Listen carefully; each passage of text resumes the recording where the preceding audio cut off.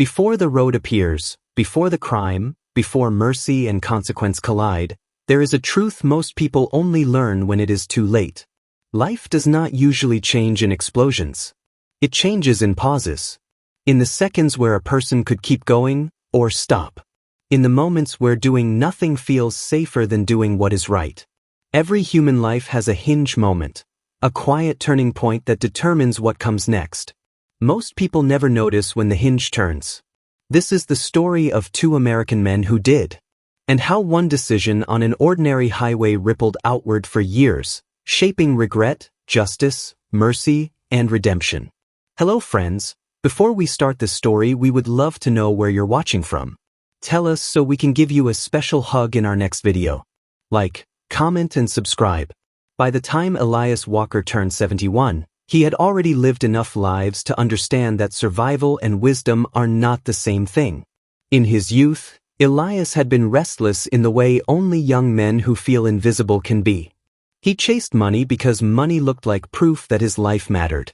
He chased influence because influence felt like safety. And when legitimate paths moved too slowly, he learned how easily a man could convince himself that bending rules was simply being practical. Those years were not dramatic. They were quiet, incremental, one shortcut at a time. Elias never saw himself as a bad man. Most men don't. He told himself he was clever, resourceful, doing what he had to do. Then came the night the story broke open. A police station lit by buzzing fluorescent lights. Cold metal chairs. A file slid across a desk. And a man he thought was loyal choosing truth over protection. Elias remembered the rage more than the fear. Rage at being exposed. Rage at being forced to face himself before he was ready. The sentence that followed stripped him of control, status, and illusion. Prison did not make Elias a good man. But it slowed him down enough to hear his own thoughts. When he was released years later, Elias did not rebuild quickly. He rebuilt carefully. Brick by brick. Choice by choice. He married Margaret, a woman whose kindness was firm, not fragile. She did not excuse his past, but she refused to define him by it. Together, they chose a quiet life. Not small. Intentional. By the time they settled in Baker's Ridge, Colorado, Elias had learned that paying attention was not passive, it was an act of responsibility. The day the road brought everything full circle did not announce itself. It arrived disguised as an ordinary afternoon. Elias drove with Margaret beside him, her hands folded loosely in her lap. In the back seat, their daughter Claire tried to keep her two children calm after a long family visit. The sky was wide and indifferent. The road unremarkable. Then Elias noticed the figure by the mile marker. Still alone. Not waving. Something in Elias tightened.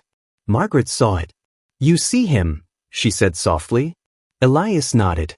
The car slowed. Pulled over. And the hinge moved. Caleb Brooks was 26 years old, and already carrying a kind of exhaustion most people associate with old age. As a child, teachers described him as sharp and curious. As a teenager, guidance counselors spoke about potential. As a young adult, employers saw him as replaceable. Caleb had done what he was told. Worked overtime. Saved carefully. Trusted systems. Then the factory closed. Then his mother fell ill. Then medical bills erased what little security he had built. A job offer promised rescue, and then disappeared without explanation. Caleb didn't collapse loudly. He faded. Now he stood by the road, hungry, ashamed, rehearsing explanations no one had asked for. When Elias stopped, Caleb's first instinct was suspicion. People didn't stop unless they wanted something. Elias stepped out slowly, hands visible, posture open. "You all right, son?" Caleb answered too fast. "I'm not dangerous. I just need a little help." Elias nodded. "Tell me what happened."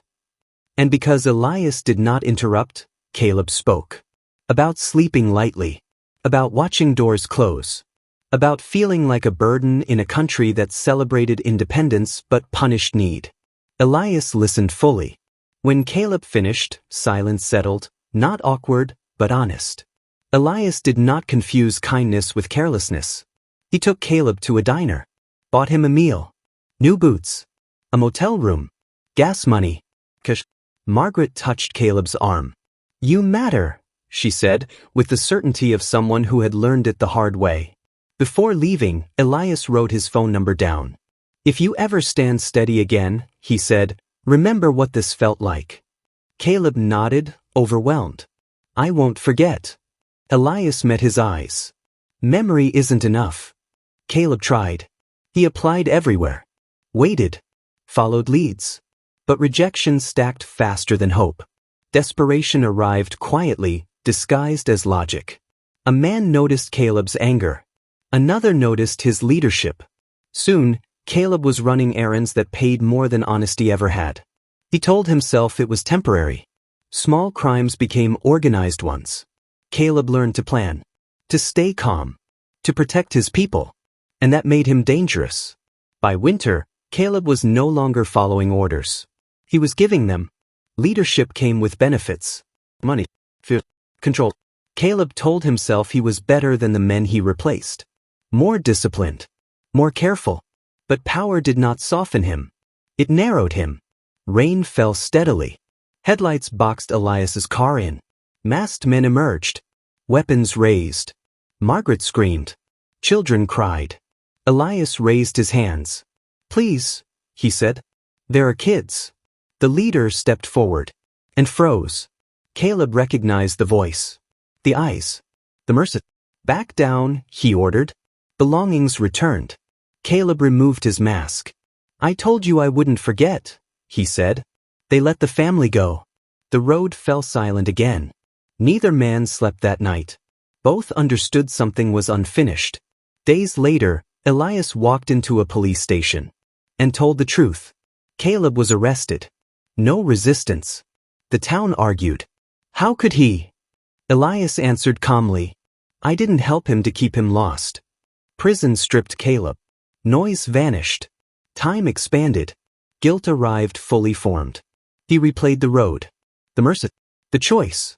Letters arrived. Legal aid. Free of training. Job connections. Paid for anonymously. The final letter read, I was once the young man on the road. Someone turned me in. It saved my life. Elias had never been innocent. He had been redeemed. Change came slowly. Caleb studied, worked, listened. He learned to sit with regret without running. Years later, Caleb stood before young men standing where he once stood. An empty chair sat in the front row. Elias was gone, but his mercy remained. Because some kindness feeds you, and some kindness refuses to let you become who you would regret. Subscribe for more stories.